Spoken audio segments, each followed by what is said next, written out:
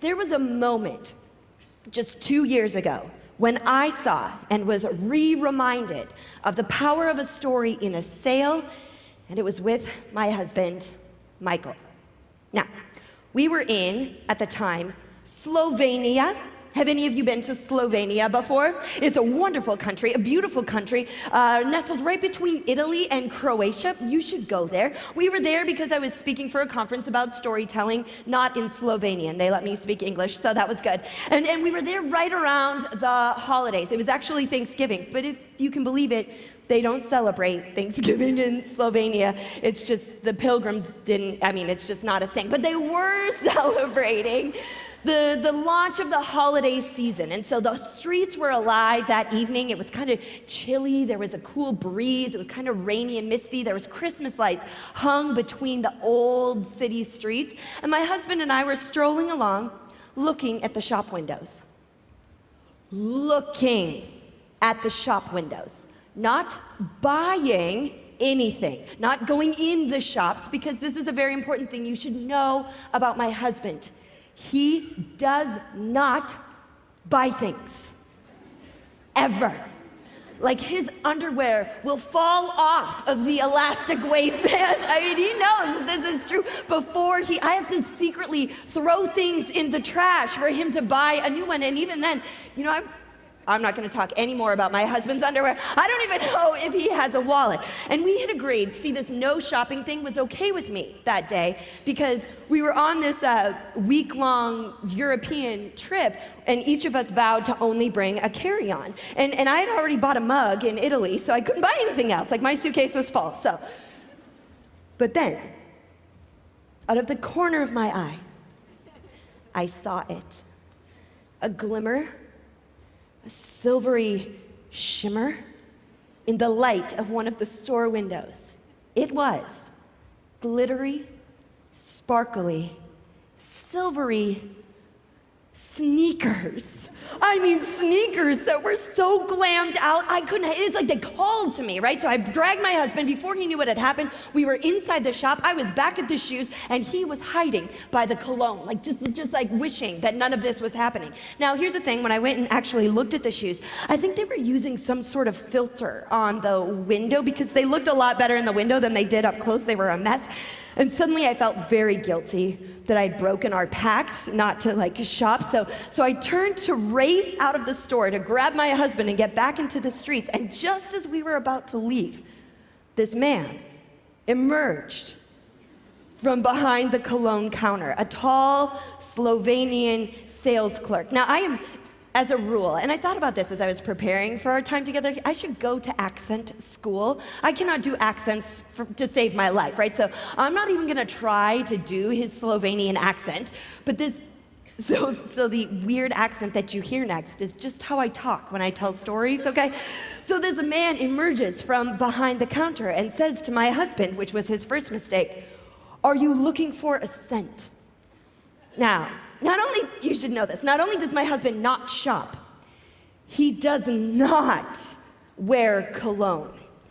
He feels that his natural scent is all the world needs, which, depends on the hour, depends on the day, all right? But so there is no way, not only do we not have enough room in our suitcases, not only does my husband not shop, not only is there no way that this cologne bottle is going to be under the 3.4 ounces, right? Not only this is not happening. Before we could say no and leave, the sales clerk said, "Perhaps this one," and he reached from the top of the lighted glass shelf and pulled down a box that allegedly held cologne in it. And we were about to say no, and he said, "This is 8 and Bob. That's the name of the cologne. It's our top seller." We were about to say, no. And he said, "Let me tell you the story." And then he went into it. He said, "Long ago," which that is a pro storytelling move right there, right? So long ago, there was a young American. He knew his audience, he could tell. Young, fascinating, American. He had this curly, reddish, brownish hair, and there was just something magnetic about him. He was a rising star. And he took a vacation one summer to the French Riviera, where even in France, people couldn't help but be drawn to him. And one day, this young American was sitting at a cafe table, and a gentleman passed by, and on the air that followed him was a scent as irresistible as the American himself. The American had to know what it was, so he stood up and he chased the man down. He said, "Please, please, tell me what scent it is that you're wearing." Well, this French oh gosh, kids do this too. Is it Aristocat is the movie, right? Right, okay, so French aristocrat. Okay, so this French aristocrat, his name was foie gras, which I feel like is actually meat, so I don't know what that translates. So this French aristocrat was actually dabbled in making perfume, and he said to the American, no, I'm sorry, this is a perfume that I make myself, we don't sell this to other people. But the charming American pleaded with him until the aristocrat agreed. Foie gras gave him a small sample of this cologne. Well, if the American was irresistible before, nothing could stop him now. He went back to the United States, and all of his friends needed to know what made him smell so good. So he wrote back to Foie Gras multiple times, and he asked him if he could please have 8 more bottles and one for Bob, his brother. I looked at my husband. He hadn't moved. The Slovenian sales clerk continued. You see, Bob was his brother, but you probably know him better as Robert, and you probably know the American better as J. F. And Michael said, K.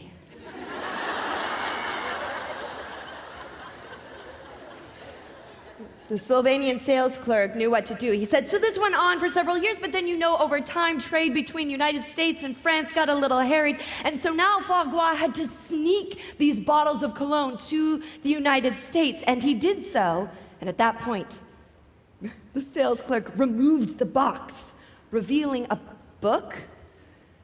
They did so in a book.